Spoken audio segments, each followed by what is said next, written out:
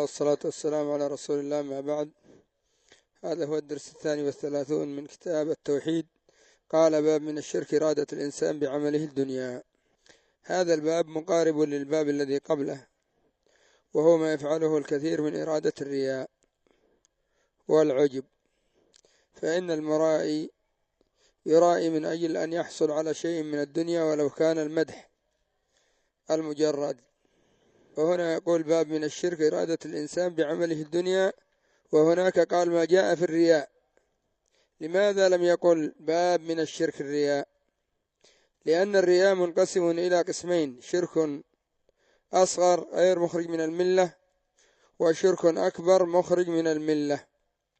وهنا قال باب من الشرك إرادة الإنسان بعمله الدنيا، وهذا قال العلماء لا يصدر إلا من منافق. يعني أن الإنسان يبدأ بالعمل الصالح ويدخل في العمل الصالح لإرادة الدنيا لا يصدر إلا من منافق. لكن كون الإنسان يعمل العمل الصالح يريد به وجه الله، ثم يطرأ عليه ثناء الناس أو حب المدح أو حب الشهرة، هذا قد يطرأ على الإنسان الضعيف. وهذا هو المعنى الذي سيأتي في آية سورة هود، وهي قوله: هو من كان يريد الحياة الدنيا وزينتها نوفي إليهم أعمالهم فيها وهم فيها لا يبخسون أولئك الذين ليس لهم في الآخرة إلا النار وحبط ما صنعوا فيها وباطل ما كانوا يعملون. وبهذا تعلم أن الله عز وجل لا يقبل من الأعمال إلا ما كان خالصا لوجهه، إذ أنه لا يرضى أن يشرك معه غيره، لا ملكا مقربا ولا نبيا مرسلا. وإذا تأملت حال الناس الآن وجدتهم على هذا الحال، إلا من رحم الله، يأثرون الحياة الدنيا ويزهدون في الآخرة. قال: وقول الله تعالى: من كان يريد الحياة الدنيا وزينتها نوفي إليهم أعمالهم فيها وهم فيها لا يبخسون أولئك الذين ليس لهم في الآخرة إلا النار وحبط ما صنعوا فيها وباطل ما كانوا يعملون. وفي الصحيح عن أبي هريرة رضي الله عنه قال: قال رسول الله صلى الله عليه وسلم: تعس عبد الدينار، تعس عبد درهم، تعس عبد الخميصة، تعس عبد الخميلة، إن أعطي رضي وإن لم يعط سخط، تعس وانتكس، وإذا شيك فلا انتقش. طوبى لعبد آخذ بعنان فرسه في سبيل الله، أشعث رأسه، مغبرة قدماه، إن كان في الحراسة كان في الحراسة، وإن كان في الساقة كان في الساقة، إن استأذن لم يؤذن له، وإن شفع لم يشفع. قوله: من كان يريد الحياة الدنيا، أي يطمع فيها ويقدمها على الآخرة. وكذلك ربما يعمل العمل الأخروي لا لقصد الآخرة ولا لقصد التقرب إلى الله، وإنما لقصد حطام الدنيا الفاني. وهذا كما قلت لكم لا يصدر من مؤمن. كيف يذهب واحد يصلي في المسجد ليس له نية للصلاة، وإنما النية أن يصلي حتى يعطى؟ هذا يصدر من المنافقين، فإنهم سلكوا هذا السبيل مع النبي صلى الله عليه وسلم. وزينتها أي ما فيها من الزينة المؤثرة بالفناء والزوال، نوفي إليهم أعمالهم فيها أي نعطيهم ما طلبوا، وهم فيها لا يبخسون أي لا ينقص من عملهم شيء في الدنيا. وهذا كقول الله عز وجل: من كان يريد حرث الآخرة نزد له في حرثه، أي أن الله يعطيه أجره ويضاعف له أيضا الأجر والمثوبة. ومن كان يريد حرث الدنيا نؤته منها وما له في الآخرة من نصيب، يعني يعطى حظه من الدنيا وليس له في الآخرة من نصيب. ثم قال: وهم فيها لا يبخسون. ثم ثنى: أولئك الذين ليس لهم في الآخرة إلا النار، أي من تقدم وصفهم وهم المقدمون للدنيا على الآخرة. وحبط ما صنعوا فيها أي من الأعمال الصالحة التي لم يريدوا بها وجه الله. من كان يريد الحياة الدنيا وزينتها نوفي إليهم أعمالهم فيها وهم فيها لا يبخسون أولئك الذين ليس لهم في الآخرة إلا النار وحبط ما صنعوا فيها وما كانوا يفعلون. حبطت أعمالهم ولم يكن لها مقدار، لأن الله عز وجل لا يقبل من العمل إلا ما كان خالصا لوجهه. قال في الصحيح البخاري: عن أبي هريرة وهو عبد الرحمن بن صخر على القول الصحيح قال رسول الله صلى الله عليه وسلم: تعس. قيل خبر وقيل دعاء، وأيما كان فهو مصيبة. إن كان خبر فخبر النبي صلى الله عليه وسلم حق وصدق، وإن كان دعاء فأغلب دعاء النبي صلى الله عليه وسلم يستجاب. فهو يقول: تعس عبد الدينار. الدينار من الذهب، ويكون 4 جرامات وربع الجرام. تعس عبد الدرهم، والدرهم من الفضة، وسمي عبدا للدينار وعبدا للدرهم بمعنى أنه يعمل من أجلها، لا بمعنى أنه يصلي ويدعو ويرجوها، لكن من عظم شيئا كان عابدا له. فهنا يخبر النبي صلى الله عليه وسلم ويدعو عليهم بقوله: تعس عبد الدينار، أي الذي يعمل من أجل الدينار. تعس عبد الدرهم، الذي يعمل من أجل الدرهم. تعس عبد الخميصة، ثوب خز أو صوف معلم، وقيل لا تسمى خميصة إلا أن تكون سوداء معلمة، وكانت من لباس الناس قديما. تعس عبد الخميلة، هي القطيفة، وهي كل ثوب له خمل من كل شيء، قاله أبو السعادات أي صاحب النهاية.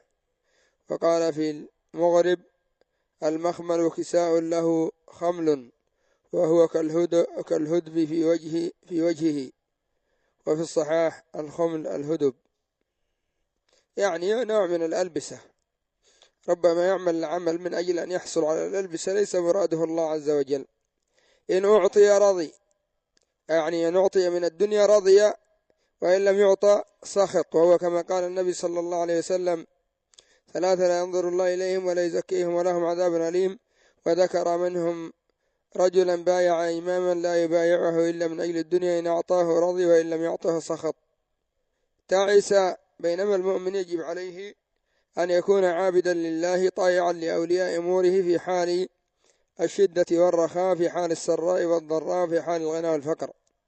تعس وانتكس، دعاء عليه بالتعاسة والانتكاس، وهو الرجوع من الحق إلى الضلال، أو هو الوقوع على الوجه، كأنه كناية عن الوقوع على الوجه. فالذي ينحرف عن طريق الله القويم والصراط المستقيم كان كالمنكوس الذي يتغير حاله، فيكون أعلاه في أسفله ويكون أسفله في أعلاه.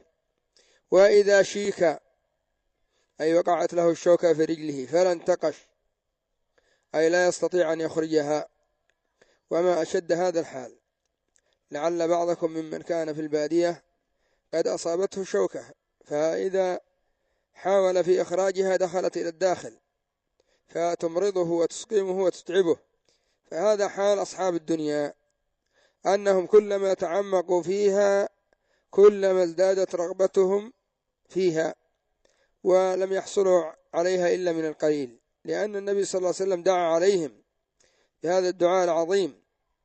ثم قال: طوبى، هذا دعاء لصنف آخر: طوبى لعبد آخذ بعنان فرسه في سبيل الله. طوبى لعبد مؤمن موحد مطيع لله عز وجل. وطوبى اختلف فيها، قيل شجرة في الجنة وقيل منزلة في الجنة. آخذ بعنان فرسه كناية عن الجهاد، أي أنه مجاهد في سبيل الله عز وجل، رغبته الله وطلبه الدار الآخرة، لا رياء عنده ولا عجب، في سبيل الله مخلص لله عز وجل. أشعث رأسه، يعني لا يمشطه، ما عنده مشط أو ما عنده قدرة على التنظف وعلى الترجل. مغبرة قدماه، إما لأنه حافي أو لكثرة مشيه على الأرض. إن كان في الحراسة كان في الحراسة، إن قالوا له: يا فلان أنت تكون مع الحراس، قال: سمعا وطاعة. وإن كان في الساقة، يعني كان في من يسوق الإبل أو يرعى الغنم التي تكون مع الجيش، كان كذلك. لا يقول: لماذا أنا أستحق أن أكون قائدا أو أصلح أن أكون أمير سرية أو أنا من الفرسان، كيف تجعلوني في هذا المكان؟ وإن كان في الساقة كان في الساقة، وإن استأذن لم يؤذن له لخموله وضعف حاله بين الناس، وإن شفع لم يشفع، يعني لا يقابلونه بالمجازاة في الدنيا على عمله. فهذا الحديث ساقه المصنف ليبين الفرق بين من عمله لله عز وجل وبين من عمله للدنيا. فمن كان عمله لله عز وجل فهو يعمل لله عز وجل على أي حال، ومن كان عمله لغير الله تجده أنه لا يعمل إلا إذا أعطي من هذه الدنيا. فحال الراغب في الدنيا المضيع لحق الله عز وجل أنه منتكس ومركوس، والله المستعان. وهذا الباب الذي قرأناه اليوم هو تتمة للباب الأول، إلا أن هذا يدل على الشرك الأكبر الذي هو الرياء الذي يكون هو الشرك الأكبر، ولا يكون إلا من المنافقين، كما قال الله عز وجل: يخادعون الله وهو خادعهم يراءون الناس ولا يذكرون الله إلا قليلا. قال: باب من أطاع العلماء والأمراء في تحريم ما أحل الله أو تحليل ما حرم الله فقد اتخذهم أربابا من دون الله. وهذا الباب من المهمات، لأن العلماء والأمراء إن صلحوا صلح المجتمع، وإن فسدوا فسد المجتمع. وأغلب الضلال الذي يلحق الناس يلحقهم بسبب طاعة الأمراء في معصية الله عز وجل، وطاعة العلماء فيما لم يكن من شرع الله عز وجل، فيتبعونهم في تحريم الحلال وفي تحليل الحرام. والواجب على الأمراء والعلماء أن يكونوا على انقياد لله عز وجل ظاهرا وباطنا، لأن صلاحهم صلاح للأمة وفسادهم فساد للأمة. ولذلك قيل: من فسد من علمائنا ففيه شبه من اليهود، ومن فسد من عبادنا ففيه شبه من النصارى. وقيل: وهل أفسد الدين إلا الملوك وأحبار سوء ورهبانها. من أطاع العلماء والأمراء في تحريم ما أحل الله، معناها أنه لو أطاعهم في العمل بمرضاة الله فهذا لا إشكال فيه، أو تحليل ما حرم الله، بحيث أن الله يحل شيئا فيحرمونه، فقد اتخذهم أربابا. وهذا دليل لمذهب أهل الحق أنه لا يلزم من الشرك أن المشرك يسجد للصنم أو للقبر، لا يلزم منه السجود، بل كونه يرجوه ويخافه ويتقرب إليه ويتوكل عليه، هذه العبادة. اتخذوهم أربابا من دون الله، أربابا على الجمع، لأن العلماء كثير والأمراء كثير. وقال ابن عباس: يوشك أن تنزل عليكم حجارة من السماء أقول قال رسول الله صلى الله عليه وسلم وتقولون قال أبو بكر وعمر. وقال أحمد بن حنبل رحمه الله: عجبت لقوم عرفوا الإسناد وصحته يذهبون إلى رأي سفيان والله تعالى يقول: فليحذر الذين يخالفون عن أمره أن تصيبهم فتنة ويصيبهم عذاب أليم. الآية: تدري ما الفتنة؟ الفتنة الشرك، لعله إذا رد بعض قوله أو أن يقع في قلبه شيء من الزيغ فيهلك. وعن عدي بن حاتم رضي الله عنه أنه سمع النبي صلى الله عليه وسلم يقرأ في هذه الآية: اتخذوا أحبارهم ورهبانهم أربابا من دون الله، الآية. فقلت له: إنا لسنا نعبدهم. قال: أليس يحرمون ما أحل الله فتحرمونه ويحلون ما حرم الله فتحلونه؟ فقالت: بلى. قال: فتلك عبادتهم. رواه أحمد والترمذي وحسنه. قوله قال ابن عباس هو أبو العباس عبد الله بن عباس رضي الله عنه. يوشك من أفعال المقاربة، كأنه يقول: عذاب الله قريب لمن كان هذا حاله. أن تنزل عليكم حجارة من السماء، أي تأديبا لكم كما أنزلها الله على قوم أبرهة الأشرم حين عصوه وأرادوا هدم الكعبة. ألم تر كيف فعل ربك بأصحاب الفيل؟ ألم يجعل كيدهم في تضليل وأرسل عليهم طيرا أبابيل ترميهم بحجارة من سجيل فجعلهم كعصف مأكول. وليس المراد بالسماء هنا الجرم الذي هو على الأرض، الجرم العظيم السماء الدنيا، وإنما المراد به العلو، فكل ما علاك فهو سماء. أقول قال الله ورسوله، أقول قال رسول الله صلى الله عليه وسلم، إذا أن الحجة في قول الله وقول رسوله صلى الله عليه وسلم، وما أتاكم الرسول فخذوه وما نهاكم عنه فانتهوا ولا حجة لأحد مع قوله. وتجد في عبارات الناس إذا جاء نهر الله بطل نهر معقل، والله عز وجل قد حذرنا من مخالفة أمر رسوله صلى الله عليه وسلم. وتقولون قال أبو بكر وعمر مع جلالتهما ومع فضلهما في العلم والهدى والتقى، ومع ذلك لا يجوز أن تؤخذ أقوالهم المجردة عن الدليل مخالفة للدليل. أما إذا لم يكن في المسألة إلا قول أبي بكر وعمر فإن الواجب الأخذ بقولهما، لقول النبي صلى الله عليه وسلم فعليكم بسنتي وسنة الخلفاء الراشدين المهديين عضوا عليها بالنواجذ. وهذه قاعدة مهمة ينبغي لطالب العلم أن يتفطن لها.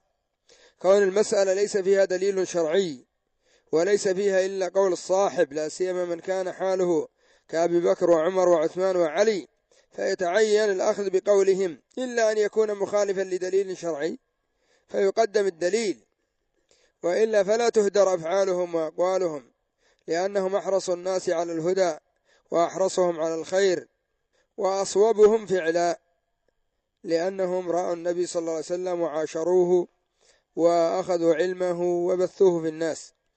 فإذا كان قد حذرنا مثل هذا الإمام من أخذ قول أبي بكر وهو عبد الله بن عثمان بن أبي قحافة ثاني الأمة فضلا بعد رسول الله صلى الله عليه وسلم، أو أول الأمة فضلا بعد رسول الله صلى الله عليه وسلم، وأفضل الناس بعد الأنبياء والمرسلين، يقول ابن عباس يوشك أن تنزل عليكم حجارة من السماء، أقول قال رسول الله وتقولون قال أبو بكر. وعمر هو ابن الخطاب الذي أعز الله الإسلام في عهده.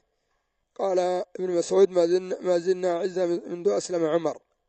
فإذا كان أخذ قول هذين الإمامين مجردا عن الدليل سبب للهلاك ولعذاب الله، فكيف بأخذ أقوال غيرهم ممن هو دونهم فضلا وعلما ومنزلة؟ بل إن بعضهم ربما من أصحاب الرأي كأبي حنيفة والزفر وغيرهم. قال أحمد بن حنبل وهو الإمام المبجل أحمد بن محمد بن حنبل أبو عبد الله صاحب المسند، ابتلي في فتنة القول بخلق القرآن وصبر فنصره الله وأعزه ورفع شأنه وصار إمام أهل السنة والجماعة، وبه يعرف المذهب الحق من الباطل أي باعتقاده.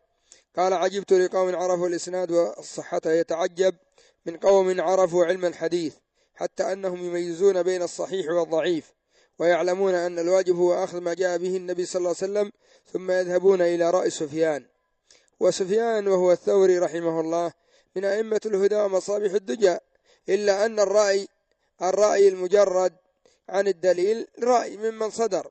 فلهذا قال الإمام أحمد رأي سفيان رأي، ورأي مالك رأي، ورأي الشافعي رأي، كلها رأي، وإنما الواجب علينا أن نأخذ بالكتاب والسنة، ومع ذلك نستفيد من علمهم ونستفيد من اختياراتهم التي هي توافق الكتاب والسنة. أما إذا خالف الكتاب والسنة فرأيه رأيه إلى نفسه. فكم من المسائل التي فعلها ابن عمر وردت عليه، وأبو بكر وعمر أقصد رضي الله عنه حين منع من متعة الحج، يعني لم يوافقه كثير من الصحابة، أنكر عليه عمران بن حسين وأنكر عليه غير واحد من المتقدمين. فالشاهد أن الواجب علينا أن نأخذ بقول الله وقول رسول الله صلى الله عليه وسلم بعيدا عن الرأي المجرد. والرأي ينقسم إلى قسمين: رأي مذموم وهو الرأي المخالف للدليل، ومنه ما وسم به أصحاب الرأي، أصحاب أبي حنيفة النعمان سموا بالرائيين. ومنه رأي حسن وهو الموافق للدليل، كما قال عبد الله بن مسعود وما رآه المسلمون حسنا فهو عند الله حسن. يذهبون إلى رأي سفيان والله تعالى يقول فليحذر الذين يخالفون عن أمر النبي صلى الله عليه وسلم أن تصيبهم فتنة، أن يقع لهم فتنة. وتدري ما الفتنة؟ يعني يعرف الفتنة حتى لا يظن الظان أن الفتنة نقص رزق أو قلة متاع أو حصول ضرر بدني. الفتنة عم. أتدري ما الفتنة؟ الفتنة الشرك. وقديما قيل البدعة بريد الكفر، لأن الإنسان إذا ابتدع شرع، وإذا شرع جاءه العجب من أنه عرف ما لم يعرف غيره، وجعل نفسه شريكا لله في هذا الأمر، أم لهم شركاء شرعوا لهم من الدين ما لم يأذن به الله. الفتنة الشرك. قال الله عز وجل: وقاتلوهم حتى لا تكون فتنة، أي لا يكون شركا أكبر مخرج من الملة.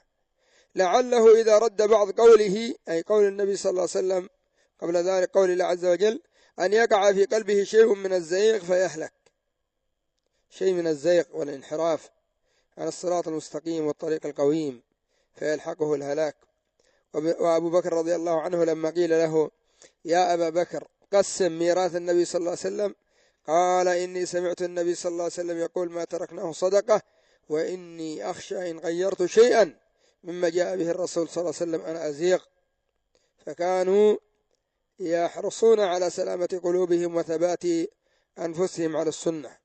والزيغ الميل، ومنه فلما زاغوا أزاغ الله قلوبهم، ويقال زاغت الشمس أي مالت.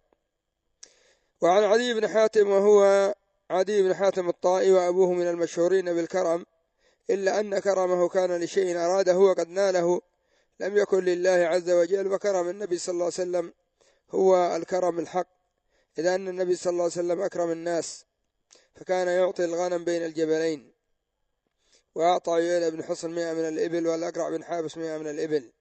وتعلمون حب الناس للإبل وعظم الإبل في قلوب الناس لغلاء ثمنها، والنبي صلى الله عليه وسلم يدفع 100 تلو 100 تلو 100. وربما أنفق الأموال الكثيرة حتى أنه ما سئل شيء فقال لا. أنه سمع، وكان نصرانيا، عدي بن حاتم كان نصرانيا، أسلم وأخته السفانة أيضا، وحسن إسلامه رضي الله عنه. أنه سمع النبي صلى الله عليه وسلم يقرأ في هذه الآية، فيها أن النبي صلى الله عليه وسلم كان يقرأ القرآن ويتلوه متدبرا له متعقلا له: اتخذوا أحبارهم ورهبانهم أربابا من دون الله، أي أن النصارى واليهود اتخذوا أحبارهم وهم علماؤهم، فالأحبار علماء اليهود، والرهبان عباد النصارى، إذ أن النصارى ليس فيهم علماء، أغلبهم على جهل وجهالة. أربابا من دون الله، والمسيح ابن مريم، أي واتخذوا المسيح أيضا ربا من دون الله. قال: فقلت له: إنا لسنا نعبدهم، يعني كالمنكر. قال: يا رسول الله، كيف اتخذناهم أربابا ونحن ما نصلي لهم ولا ندعوهم ولا نركع لهم؟ لأن كثير من الناس يظن أن العبادة هي هذه فقط. فقال: أليس يحرمون ما أحل الله؟ يحرمون عليكم الحلال فتحرمونه أخذا بقولهم مع ترك أدلة التوراة والإنجيل، ويحلون ما حرم الله فتحلونه. حلوا الخنزير وأكلوه، وعيسى بن مريم يحرمه. ولذلك في آخر الزمان أول ما يقوم به حين ينزل يقتل الخنزير، لأنهم توقلوا في حله وفي أكله وتنوعوا في ذلك. وكذلك حلوا كثير من المحرمات كبيع اليهود للشحم وأكله، مع أن الله حرمه عليهم. فقلت: بلى، أي نعم، نحرم ذلك ونفعل ذلك. قال: فتلك عبادتهم، أي حيث اتخذتموهم أربابا في أمرهم ونهيهم، وأطعتموهم نعم مخالفين لطاعة الله، فقدمتم طاعتهم على طاعة الله عز وجل. رواه أحمد الترمذي وحسنه، وفيه قطيف بن أعين يضعفه بعض أهل العلم، والحديث صحيح الشيخ الألباني، وظاهر القرآن يدل عليه. فساق المصنف هذا الباب، وهو باب طاعة الأمراء والعلماء، ليبين أن طاعتهم تكون توحيدا إذا كانت في طاعة الله عز وجل، إنما الطاعة في المعروف، وتكون شركا وتنديدا إذا كان في تحليل الحرام وتحريم الحلال، أو كانت مؤداها إلى الشرك وغير ذلك، والله المستعان.